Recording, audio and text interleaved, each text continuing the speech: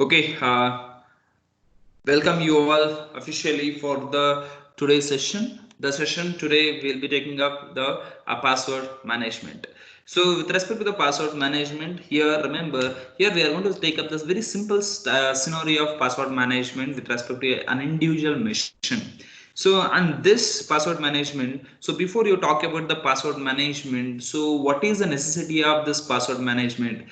Basically these passwords which are used for protecting our system to provide whenever there is access from somebody else, so that access you need to make a decision that whether that access is actually from the authorized user or unauthorized user.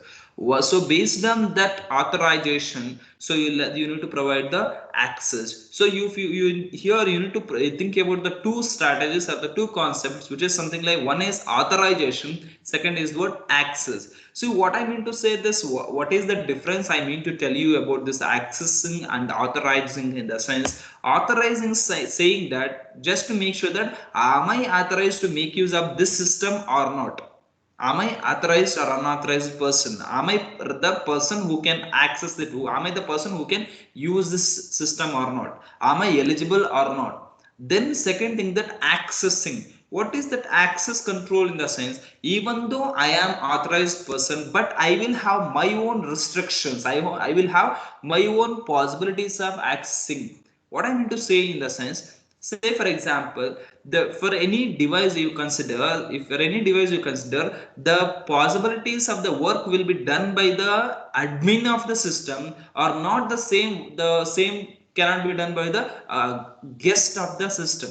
You see, this admin will have the different roles to do perform the system. The system is same. Try to understand, system is same, system is not changed, system is same. Whereas admin has different roles to perform in that system, whereas the guest has a different roles to perform with the system. So here the two different bodies, one is the admin, the other is the guest. So both are the authorized only, but both doesn't have the same rights to access the device, or rights to access the device for what purpose. So that is where you differentiate the access controlling. So I say here, so based on these passwords you can make these two differences. Per suppose I will give, if I am the admin, understand, if I am the admin, I will have to provide my username and my password, which is admin username and admin password. So as soon as I give the password and the username and the password of the admin, if it is valid, I'll get the authorization and I can do some actions, which is because I got some kind of access controlling to my device or my system. Whereas if I am not the admin, if I am the guest, if I'm not the admin, if I'm the guest, in such case the username and the password is not same as the admin password or admin username password. So the username and the password which I'll be providing will be different. So when I give the guest username and guest password, if it is valid, your device will allow me to use it. That is what authorization is done. But what I use, or for what purpose I use, is not the same purpose of my admin purpose. So that is what the access differentiation. So anybody who has the valid identities, anybody who has the valid identities, which you call as a privileges,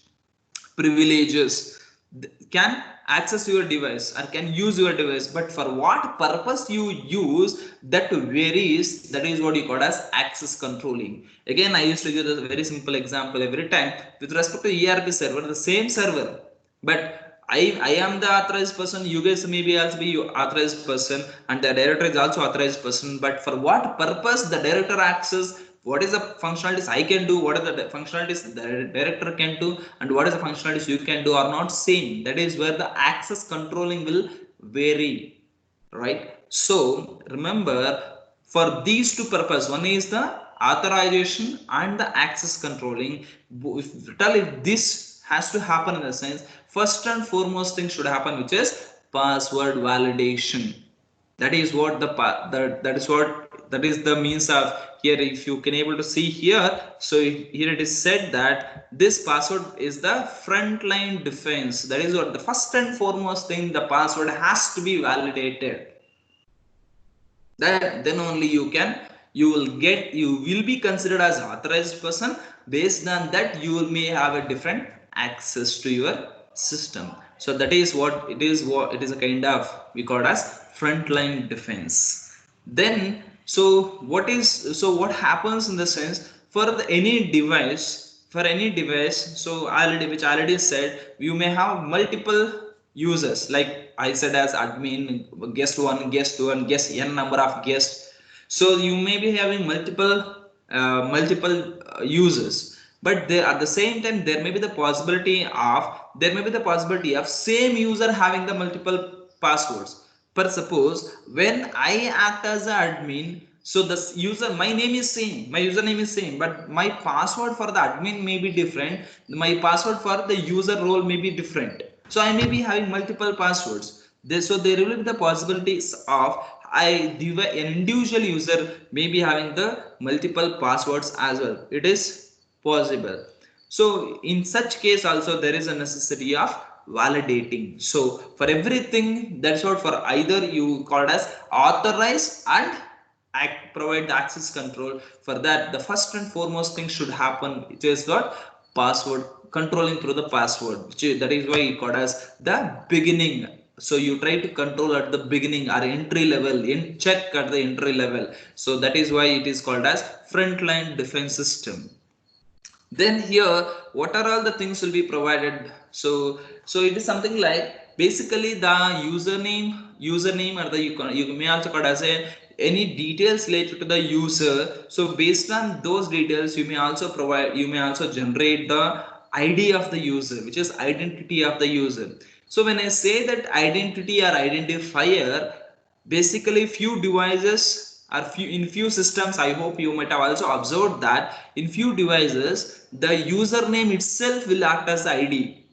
Per suppose I consider my name itself will may act as the id, which is different. In few cases, the id may be a purely number. Per suppose a six digit number, or 4 digit number, or 8 digit number, like that a digit may be also be considered number. So first thing I said, user name itself is considered as id, identifier or identity. Second thing, that it is the number. An amount of 4 digits or 6 digits or 8 digit number will be considered as identity. Whereas third case, which is very important, I want you to observe. Third case, where there will be the possibility of, in few cases, id will be different than your name. But how it will be, in the sense, id may be a combination of your name and followed by the number.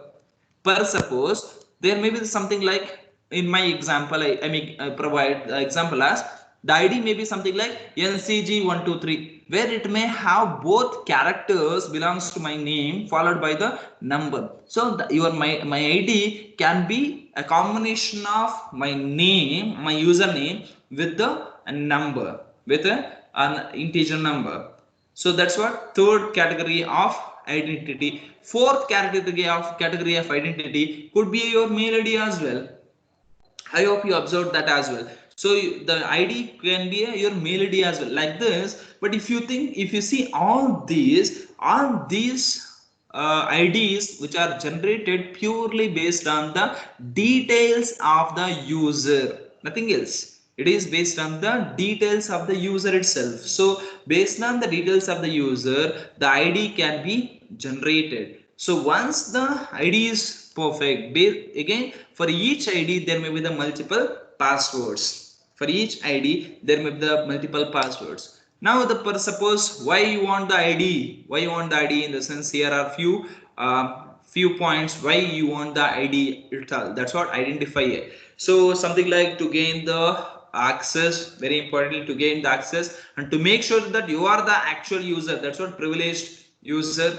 So then later, among that privileged user, then you will have something like super user. This is where I said that supervisor, it's something like whether are you acting as an admin, or are you acting as a guest user for your system. So that is where, again, next point, it is something like anonymous accounts. This is very important. So there will be the cases, so if the particularly if the id is generated only based on the username, if the ID is only my name, in the sense anybody who knows my name can get my ID, because you are treating the ID as only my name, not anything else. So in that case, there is a possibility of somebody else, the third party, can also get my name, which is the username, as the ID. So that is what anonymous, there is a possibility as well. So like that, there is a possibility of you authorized and provide the access control. So with this password, so that these are what the functionalities of your ID to provide the authorization and the access control. So then let us see with respect to specifically for the Unix system. In another way, let me say, with respect to a device has the Unix operating system, because remember, this complete thing I am talking about, it is with respect to an individual machine, and that machine, if it has a Unix operating system, because I hope you are getting this point. Anything which is operating, any process which is happening in your machine, that will be purely controlled by your operating system. Here the process which I am talking about, it is the password validation process, nothing else. So it's a password validation process, even that will also be controlled by the your operating system itself, not anything else. So right here I assume that my device has Unix operating system. In that scenario, how does this password validation, or that's what we call as a password management, how does this password management will happen with respect to a device which has the Unix operating system in it? That is what this Unix password scheme. Basically in the Unix system, so whenever they started using with the very less length characters, or very less length password, so they considered the password which is of length 8 characters, and very importantly 8 characters. And those characters, what is the size of each character, which where the Unix system has considered, in the sense size of each character is considered as not 8-bit ASCII. Remember, it is the 7-bit ASCII. When it has considered as 7-bit ASCII, and you are taking how many characters, it is the 8. So 8 into 7, it is what, 56 bits. So it is considered as whatever the input you give, or whatever the input you provide. I'm talking about input is password input. That password, it is considered as 8 characters. And whereas that Unix system, operating system, has considered or encoded them as each character with the size of 7 bits.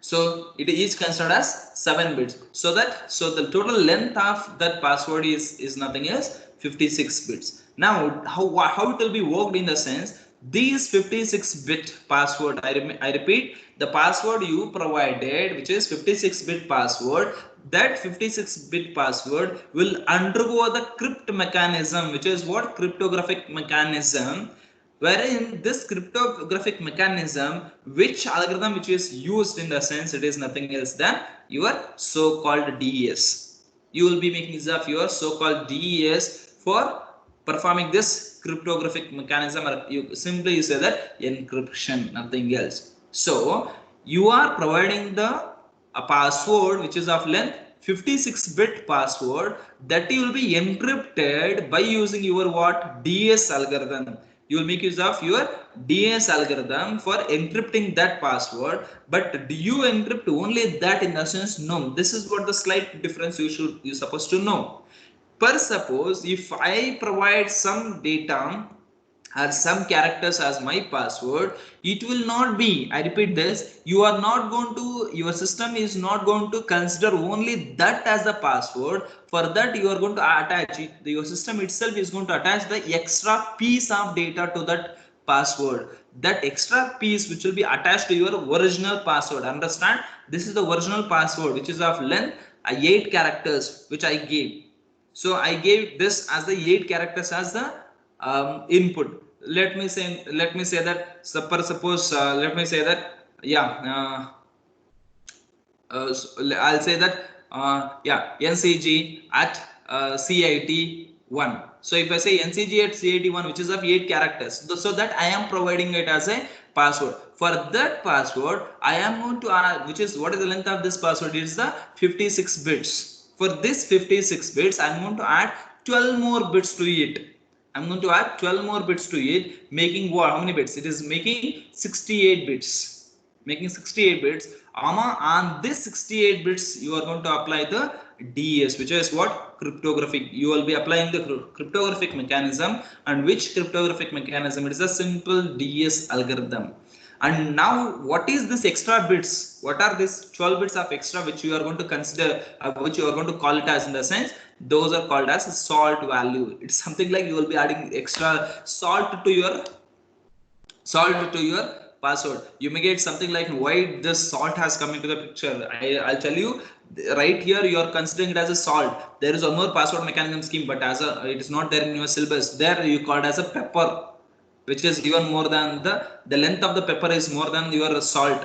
Here you will be adding only salt of 12 bits. There is one more password mechanism scheme where you will be adding pepper, which is the length of that is more than 12 bits. So here remember, for your original 56 bits of password, you will be attaching the 12 bits, which is just like you will be adding some salt to it. Then you will be cooking. That's what then you will be applying the cryptography. And what cryptography? It is nothing else than the DS cryptography. And here, so once you say that it is what DS cryptography, so basically how many encryptions it will take in care, in the sense it will be happening with the 25 encryptions, 25 times the encryptions will occur. Whereas this is what very importantly, again, it is not that difficult. So remember, when the DS is applied, I hope you remember. So the input to the DS is the 64-bit data block, whereas output is also the ciphertext is also 64 bits only. So after you apply the DS on this data, so produces how many bits? It is the 64-bit data itself. It is a 64-bit data itself. So this 64-bit data, which is nothing else than the encrypted data, including what? Including your original password and the salt. So includingly you will get 68 bits. So that is encrypted, wherein you got 64 bits. You got the 64 bits of output data. That is considered as 11 character sequence. So that is considered as a 11 character sequence. So remember, so when you consider it, so very importantly, whenever you consider this, whenever you perform this with respect to the 25 encryptions, which is by making use of DES, and produce some output which is of 64 bits, which itself you called as a hashed password. Very importantly, you consider as a hashed password. Remember that, very important. So now understand, you will consider that as a hashed password. Again, let me brief out. So what is the size of your password? It is what? 56 bits. For that 56 bits, remember why 56 bits? Totally 8 characters. Each character's length is what? Each character length is what? Each character length is 7 bits. So 7 bits. So you are getting a 56 bits. So with that 56 bits, you will be attaching 12 more bits, which is salt value. And what is this salt? What are the bits related to the salt? That I will be explaining in the next slide. So what are these bits of 12 bits, and what is the purpose of that? I'll be explaining that further. So 12 bits of salt will be attached to the 56. So totally you will be having that, on that you will be applying the cryptographic mechanism, wherein producing the 64 bits of plain text, ciphertext, sorry, 64 bits of ciphertext. That 64 bits of ciphertext will be again represented in the form of 11 characters. Again, as usual, 11 characters. So whatever the 11 characters you have, those again the character length is again a 7 bits itself. So you may get, well, so when you do this 11 into 7, because 11 characters wherein each character is of 7, if you do that 11 into 7, you may think that it is more 77. So for that again you will be adding the parity bits. You will be adding the parity bits to make it as 11 character sequence. So I'll come back to your original point.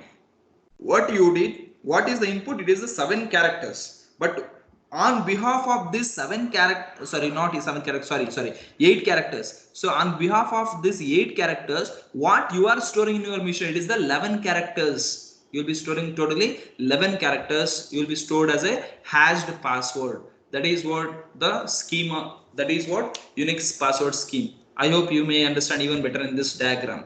So here if you observe, this is what something like, this is what the step of loading the new password. It is something like when I give my user ID and my see at the time of registration, at the time of registration, and remember this is what it is happening at the time of registration, I give my username, my all my details with the password as well. So I give my, what is the input to this system? It is, I consider as of now, I consider the two inputs. So I'll take up two inputs. One is the username, second one is the password. What is the length of the password? It is the 56 bits. Those 56 bits will be will be added extra flavor, which is of salt.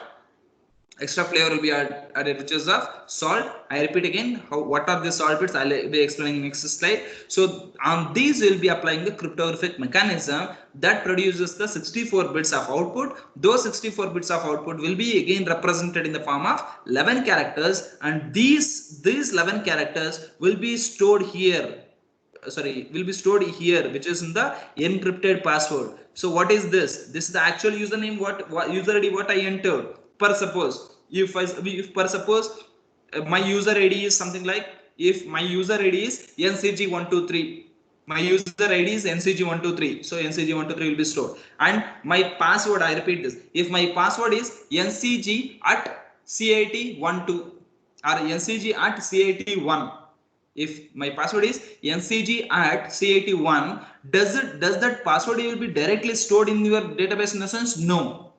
What is my password? It is ncg at cat1. Will it be stored directly in this database? In the sense, no, because this is what my original password, which is 56, that has undergone the encryption mechanism, that resultant encrypted data will be stored here. That is what will be stored here. Remember that encrypted data will be stored here, not the original password. So what is my original user id? As of now I said ncg123. And what is the salt which is considered here? Very importantly, what is the salt considered? What is the length of it? This is the 12 bits. Whatever the salt you considered, that will be stored here. Then later, this is where you will be storing the actual encrypted password. That is what happens when you register, not the time of login, because once you register, then only you can log in. This is what the process of registration. Now let's see what will happen at the time of login. So this is where, that's what we call as verifying. So again, as usual, user will provide the user id and the password. So as soon as user id is provided, from your database, search in the database. Who will do this? Remember, who will do this? It is the operating system. It is what operating system will do that. So operating system will take up this user id as the input and searches. See, remember what and all the things you are giving as input. You are giving the two things as input. One is the user id and one more the password. You will be providing the user id and the password. So based on the user id, search in the database with respect to the user id and fetch what? Fetch the salt. What are the stored salt? Because this was the salt which was used at the registration time. So make use of the same salt. Make use of the same salt on the current password you gave. And apply the same cryptographic mechanism. You get some cipher data. That you compare with the stored cipher data. That's what you get, some encrypted data. You compare that with the stored encrypted data. If both are same, then you give the access. Then you say that username and the password are matched, so you will have the access. If both are not same, that's what, if here generated encrypted password and the stored encrypted password are not same, then you say that username and there is a problem with the user id and the password, so you will not get the access. Right? This is what the verification process. So this is what, at the time of registration, how the password, when as soon as you give the password, does it be stored in the database directly? In the sense, no, it will be encrypted and stored with the salt. So that salt, whichever you use, that itself is stored here with respect to the user id, with respect to which user, which salt, and which password, which is encrypted password. That same thing will be accessed at the time of verification. That's what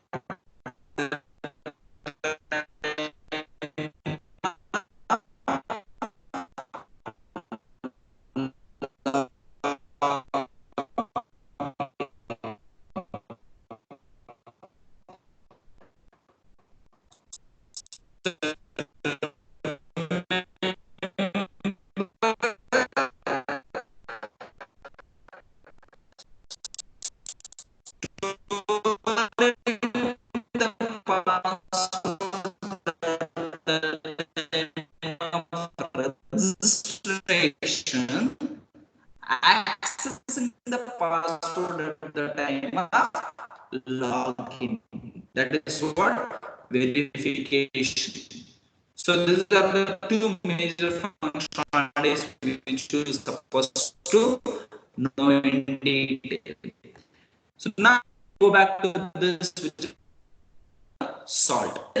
Here the purpose of the, if I repeat, purpose of the salt, basically major factor like the duplicate.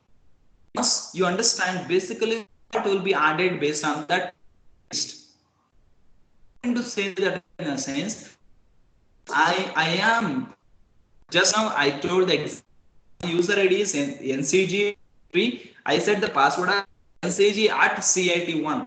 There may be the possibility that somebody may also be using the same password. For suppose I am the password as NCG at CIT1.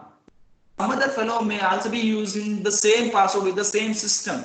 In such case, how it can validate? Because you cannot have the multiple device, sorry, multiple users can't have the same password, but at the same time you can't tell that person also. So your system itself has to differentiate. How to be differentiate? Remember the salt, when I give my password at the time of my registration for my password, at that time, based on that time stamp, 12 bits of time stamp will be attached, which is acting as a salt. Then later when somebody else is registering, he might have also given the same password, but at that time is different. So that time of the registration is different. So salt for him will be different. When the salt for him is different, so the password which will be stored finally will not be same. Even though I am giving the same password and he is also giving the same password, but what will be stored are not same, because salts are different. Remember, salts are different. That is what you call as prevents the duplicate passwords.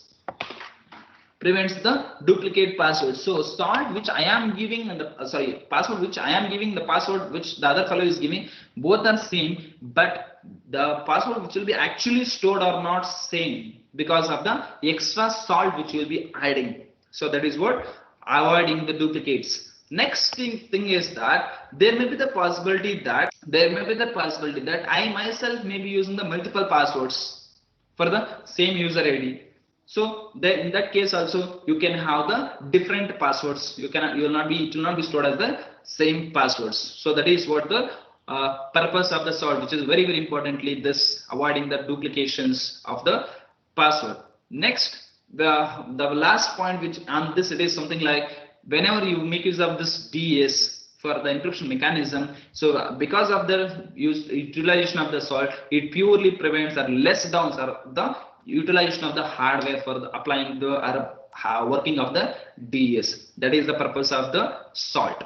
So I hope you understand. This is what the process of at the time of registration. When you give password, it will not show as it is. It will be encrypted with the extra piece which you call as salt, whereas at the time of login, that's what you call as verification. At the time of application, as usual, you provide your user the password. Based on the user ID, your voice will fetch the receive salt. Then you generate that generated encrypted password will be compared with the stored encrypted password. If both are matched, you say that access is granted, which is because the password. If not, the access will not be granted. That is what the verification. So now let me move to the next, which is what are the threats with respect to the Unix mechanism. So what are the threats with respect to the Unix password mechanism? Here, we have put all the things into the three major threats. One is what? Gaining the access. So something like somebody will be using the gaining the access is that you get the password. It is something like I am I am just the system itself. But after I have software to use read the password mechanisms which are one to see things in the form of a guest itself. I have the guest role. I don't have the admin role. But as soon as I log into the device, I will run some kind of password guessing program. That is what you call as password crackers, which will crack the admin password, which I don't know, but it will be yes. So the audio is failing. We're not hear you clearly. Audio is not clear. Yes, sir. There's a lot of glitch in the audio.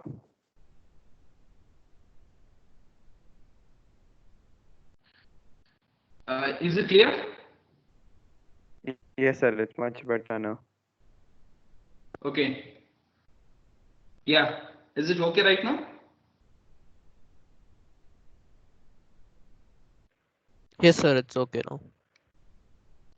So the first mechanism with respect to the gaining the access, in what way you will be gaining the access in the sense, so there's something like I doesn't have the access, I don't know the password of the admin, but even then I can log into the system by making use of my own password, which is the guest password. Then I will run the password guessing program. It's something like I have plenty of other softwares as well, so which can crack the actual password of your admin. So a complete whatever the password which are stored right there, so all that a complete password database can be accessed. That's what you can, the third party who is the third party here, it is the guest can access the complete password database. So which is, so that's a major threat to the Unix password system. That's the first thing. Second thing, that will be usually done by the user side itself. It is not a system problem, it is the user problem. So what is that in a sense? So at the time of registration, you provide the very short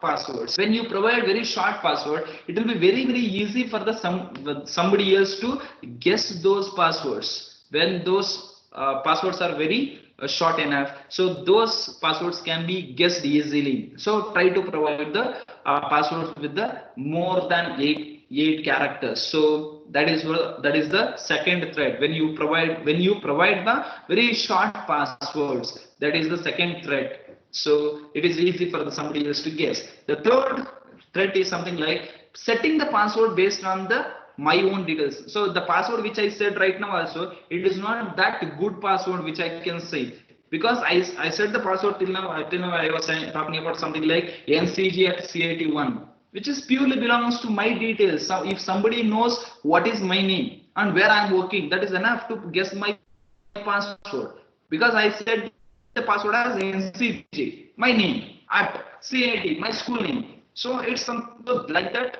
When you set the password based on your own details, so again it will be easy for the third party to guess.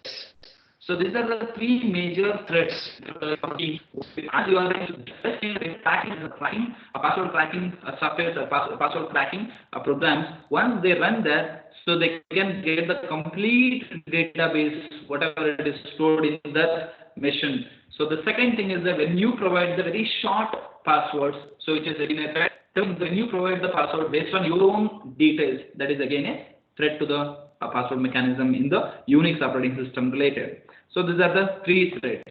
Then moving to the next, which is access control. So first suppose, so what exactly this access control, on this access control which I already said, so only something, even once after you get the authorization, then how, what work you can do, this already I said something like, so once after the admin has a different rights, whereas the guest has a different rights, but both are authorized to the system. Once you get the authorization, then who can do what, that is what access controlling. So that differentiation can also be done by with respect to the passwords. So again, as usual, I am the, when I want to act as the admin, I should have the different password. When I want to act as a guest, I will have the different password. So I am the only one user. Understand? If I am the only user, so wherein I'm providing the different rights when I will act as admin. So different password. When I will act as I will different rights. So that will also mention password. So based on password, that rights of accessibility will differ. So what I am to say, even let me bring in the even in a simpler manner. So for suppose if I say that I am the only person who will be acting with the, let me take up the three roles, wherein the first role I will say it as normal teacher, a lecturer. Second role I will say it as a class teacher. The third role is mentor I will take up. So I am my username is same, my user ID is same, but I want to play three roles here, which is one is the teacher, class teacher, and the mentor. So when I want to access my ERP server, for doing the teacher role, then my password is different. When I want to access the same ERP server with the same user ID for class teacher role, then my password is different. Wherein if I want to access the same ERP server for doing some kind of mentoring activities, then my password is different. So like this is what I mean to say from the beginning. So access control is also have a categorization, a classification is also done based on the different passwords. So that is the access controlling. Next, password selection strategies. So this is what again the basic things are general things which you already know. So let me get into the password selection strategies. Among the very first one is something like user education. It's something like you based on my known things. When I know how to set my password, so because I will be having my own set of rules and regulations based on which I set my password. I may set the password which is belongs to my details, and I may set some password which is not at all belongs to me. So based on that, you got as the rules and regulations or guidelines or procedure. Based on that, you provide the you set the password. So that is the first way of selecting any password. So which is based on the user education. So once after I know good enough information, I know good enough guidelines, I can say that a procedure how to set my password. Then I can set the very strong password where somebody else may not guess it. Second thing is that computer generated password. It is not actually done by it is not actually generated by the user. It is actually generated by the computer. So randomly it will be generating the passwords. Randomly it will generate the password. This you said as something like, you as soon as you this you might have observed with respect to when you clear the password, you will get the some password to your mail. That is not somebody is not sitting or somewhere else and type the password and send to you. It is randomly generated by the device. So when it is generated, when it is randomly generated by the device, that is what we call as computer generated passwords. Those passwords may be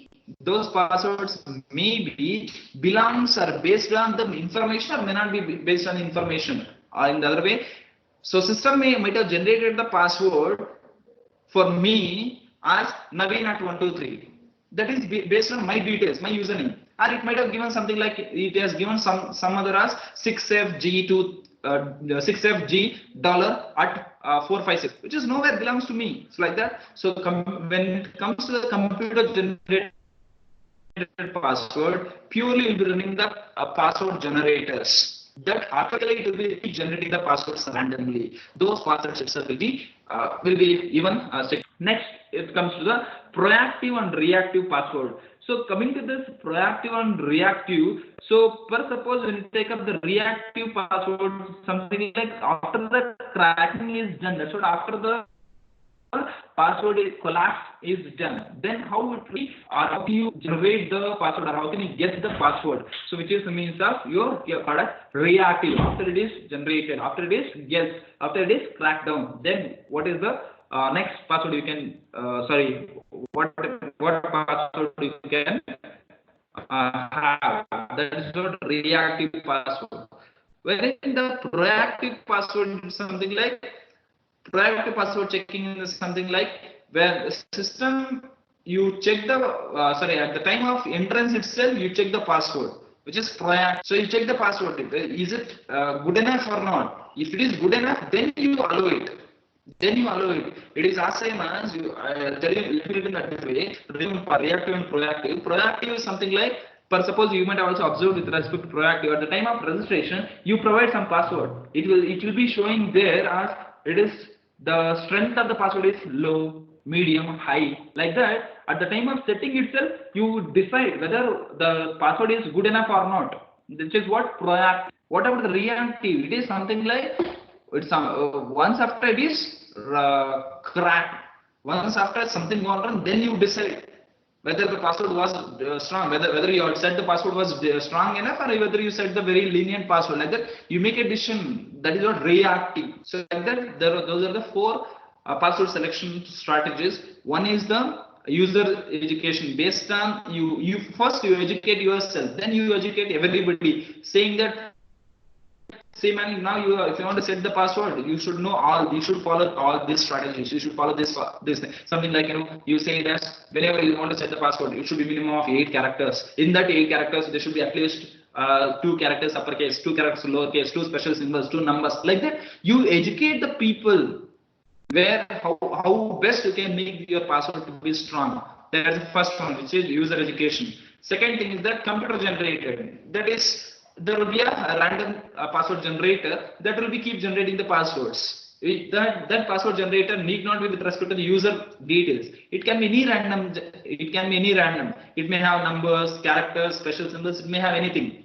So which is purely random generator at the computer. So then is just reactive and the proactive password checking. It is something like at the time when you set, there itself you make the decision, which is at the time of setting itself you make the decision, which is what proactive. That's what at the entry level itself, at the beginning itself you make the decision proactive. After everything is happened, then you make the decision, which is the so that is what the 4 password selection strategies which we have.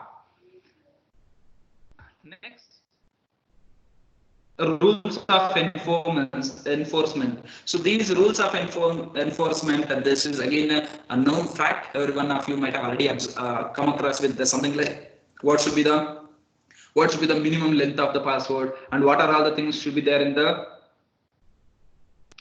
password when you will be setting. So where you should have lowercase, uppercase, numeric, again the symbols, everything. So that is what you call as rules, whatever you will be setting. Then very importantly, here is Markov model, which I will be teaching now. So Markov model is one of the password guessing mechanism. So that is what the final one, Markov model. So it is given by the Markov. So this is the one of the password guessing mechanism. So and by looking to this, don't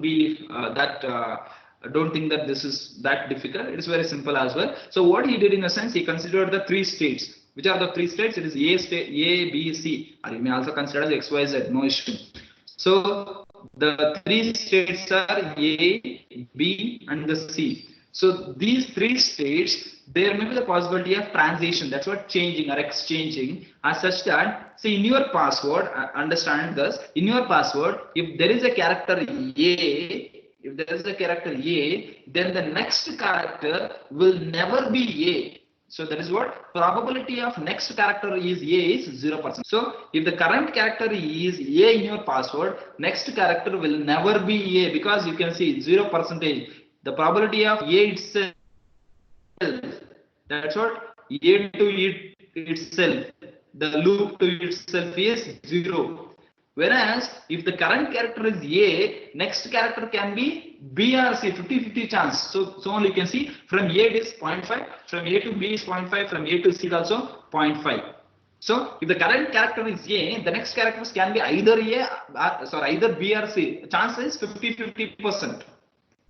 So only it is what 0.5 and 0. Then again, if the current character is B, you understand this clearly. If the current character is B, there may be the possibility that next character can be A itself or B. Sorry, A itself or B itself or C. You can see what about the possibility. Possibility of next character would be it's only 20%, whereas possibility of next character would be B itself is for 40%. Whereas possibility of next character would be C is 40% again. So that is what from B to A and B to C positions. Whereas finally C, if the current character is C, if the current character, I repeat this, if the current character is C, then the possibility of next character C itself is 0%. So if there is in any password, if there is a character C, then the next character will never be C itself. Next character will never be C itself. Whereas what will be the next possibility? You can observe, if there is a character C in your password, the next character will never be C, because it is a 0%. At the same time, next character will not be B also, because you can observe this is also 0%. So if the current character is C, next character must be A itself, because it has a 1%. That's what 100% it will be a next character will be A itself. That is what if the current character is A or B or C, what is the possibility possibility of guessing the next character. That is what is designed by the. So here is one of the example. Here is one of the example. If you observe right here, it has A B C A C A B A. Is it first? You should make sure that is it a valid password or not. For validating that, remember it should have minimum 8 characters. So does it have 8 characters? It has. Can see 3 plus 3 plus 2. 8 characters are there. Now you need to make sure is it a valid password or not, or valid string or not. So you can see current character is what? A. Character is A.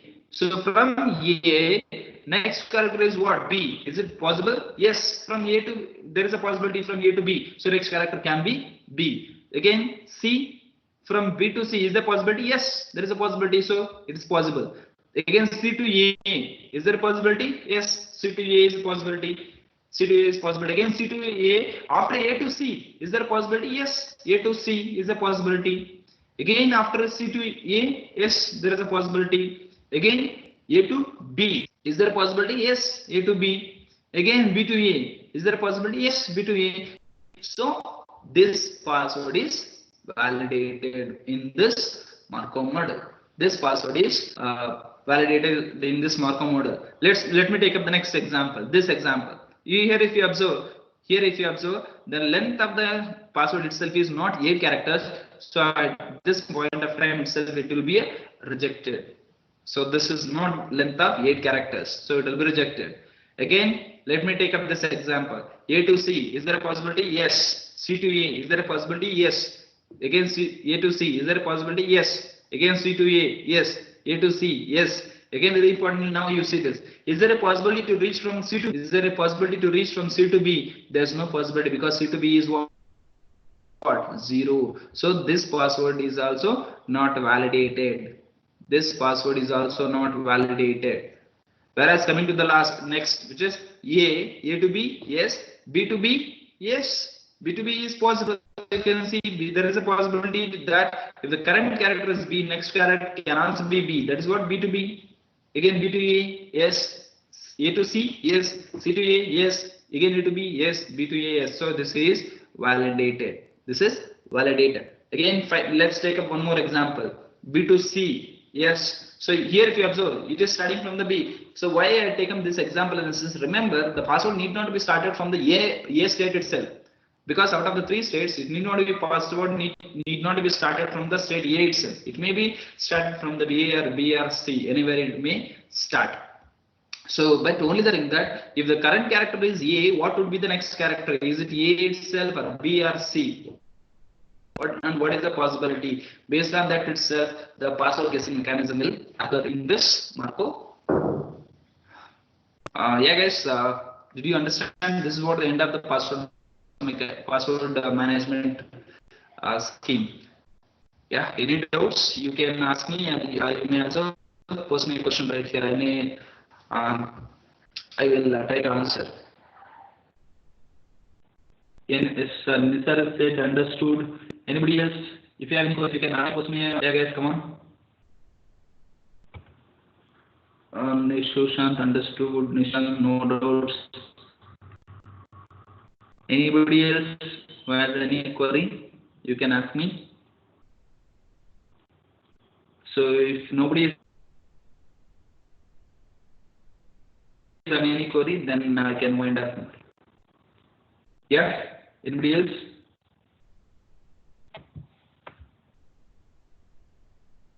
It's clear, understood, sir. Fine then. If all of you understood what I taught today, which is related to the password management scheme, then this is what the end of this topic.